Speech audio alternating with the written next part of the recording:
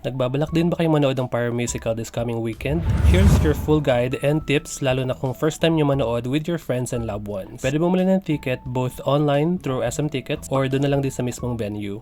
Marami naman nagbebenta around MOA. Ito yung price ticket from Silver, Gold, VIP to Patron. I-pause nyo na lang for your reference. Pwede naman pumesto either sa Bay Area or sa MOA Sky. Kayo na lang bahalang mamili. Last year kasi nanonood kami sa Gold section sa Bay Area. Kaya this time, itatry naman namin ng vibes sa Nexena dito sa MOA Sky. Silver yung binili namin ticket for only 250 pesos each. Even sa bata, hindi sila free. I don't recommend na magsama ng babies and kids below 2 years old dahil magugulat at matatakot lang sila sa lakas ng fireworks. Bawal nga rin pala ang pet sa venue dahil nga sa nature ng show. 5 PM mag-start na sila magpapasok sa venue.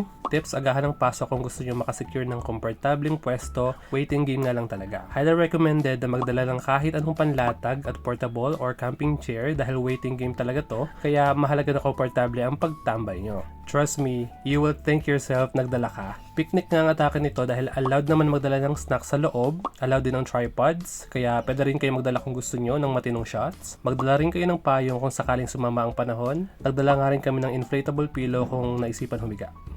While waiting nga ay na-enjoy pa namin ang napakaganda at nakaka-relax na sunset ng Manila Bay, tapos ang limited hangin pa. Nakaka-relax talaga. Take note, tuloy ang show kahit sakaling umulan, kaya be ready. Pero kaya nila pinili na March to April ganapin dahil eto yung season na hindi maulan, unlike noong 2024.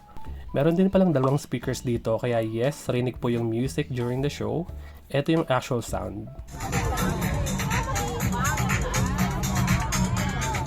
Ang nagustuhan ko pa dito sa MOA Sky ay may accessible, malinis at matinong CR. Unlike sa Bay Area na may iilang portalet lamang na nakapwesto sa venue, mas okay at malinis din ang floor dito kaya walang kaso umupo sa lapag. Unlike sa Bay Area na kalsada lang, kaya goods talaga na may portable chair ka doon. And I think puro puno ng nyug and restos dun sa Silver ng Bay Area sa likod. Best sa Bay Area kung Silver Bayside ka dun sa may seawall, Gold, VIP, or Patron ka. Habang dumidilim na nga ay nag-uumpisa na dumami yung mga tao, wala ka na talaga halos mapapwestuhan kung medyo late ka na dumating. Sobrang halaga na komportable ang pwesto mo dahil sobrang haba ng interval kada show. Note, sasabihin sa'yo ng staffs na 7 PM ang start pero ang totoo, 7:30 sila mag-intro then 7:45 yung mismong fireworks just to set a proper expectation. Here's the schedule of the show by the way. I-pause nyo na lang for your reference. Since March 21 yung show na pinuntahan namin, ang nakaschedule na contender ay ang Polaris Fireworks ng China na Grand Champion din last year, kaya sakto. Tumatagal ng 15 to 70 minutes per exhibition, kaya busog-lusog at masasatisfy talaga ang mata nyo sa dami ng fireworks as in non-stop. Gets ko na kung bakit Grand Champion ng China last year. Grabe naman kasi talaga palagi ang atake. Marami silang bagong klase ng fireworks na ngayon ko lang din nakita. Legit din yung synchronization sa music, i-defend talaga nila yung title nila. Since competition nga ito, expect mo na hindi nila titipirin yung show. Goal nila ay syempre manalo. Literal na pasabog kung pasabog. Since dito nga kami pumesto sa taas, parang sa mukha mo na siya sa sabog. Huy si OA. Kakabahan talaga ang ibang contender sa entry ng China. Ito yung actual sound nyo.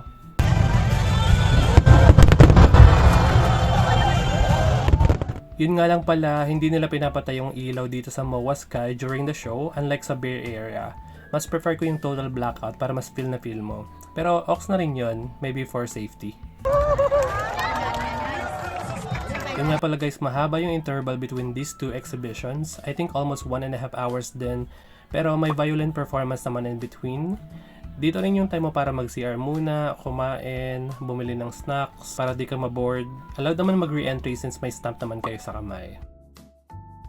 Ito naman yung special exhibition ng Philippines. Take note, hindi kasali yung Philippines sa competition. Tayo lamang ang host. Kung maganda nyo na siya nakikita sa cellphone, trust me, it's 100 times better when you watch it ng live. Promise, yung sound wave, yung music synchronization, yung sigawan and vibe ng audience, grabe, jaw-dropping talaga at mag-goosebumps ka. Di ko na mabilang kung nakailang wow ang audience. Masabi kong sulit yung paghihintay. Kahit hindi naman kasali yung Philippines sa competition, ay hindi naman nila titipirin ng show. And honestly, hindi naman sa bias, pero mas na-enjoy ko yung exhibition ng Philippines. Mas intense ang atake at mas synchronized. Check nyo na lang yung full video for each show somewhere and you'll see what I'm talking about. Di ka talaga mapapahiya sa platinum fireworks ng Philippines. Huwag lang talaga nilang sasabihin sa tax natin to kinuha.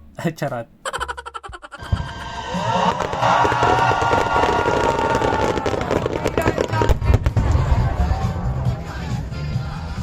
Honestly, hindi ko na feel na silver lang yung ticket namin dahil ganun pa rin siya kalapit at kaganda. Actually, mas ma-appreciate mo rin pala siya kapag malayo yung pwesto nyo. Sakop nung buong peripherals ng eyes mo. Ang downside lang pag sa Mawas kay pumesto ay hindi mo lang makikita yung fireworks sa baba. Siguro sa VIP section yes, pero hindi naman deal breaker yon.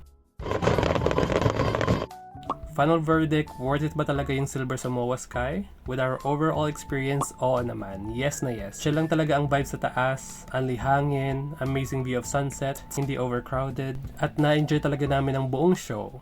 Nga pala guys, meron ding spots na free lang sa event na to, both Bay Area and MOA Sky. Pero expect mo na obstructed ang view at hindi mo na rin maririnig yung music. Kaya I still recommend na bumili ng ticket with any tier to maximize and immerse the full pyro musical experience. Kung napapanood mo to before April 11, 2026, ay may chance ka pa makapanood ng live. Kung pinapanood mo nga to hanggang dulo, ito na yung sign mo na manood ng live kesa sa screen at makinig lang sa boses ko. Isama mo na rin yung friends and family mo. For sure mag-i-enjoy kayo.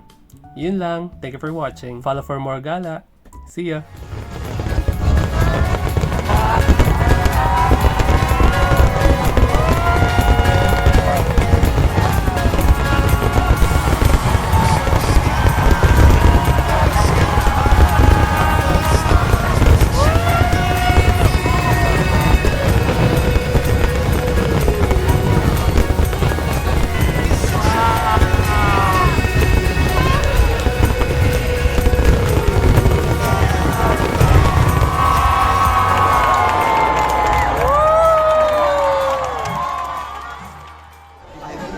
Not so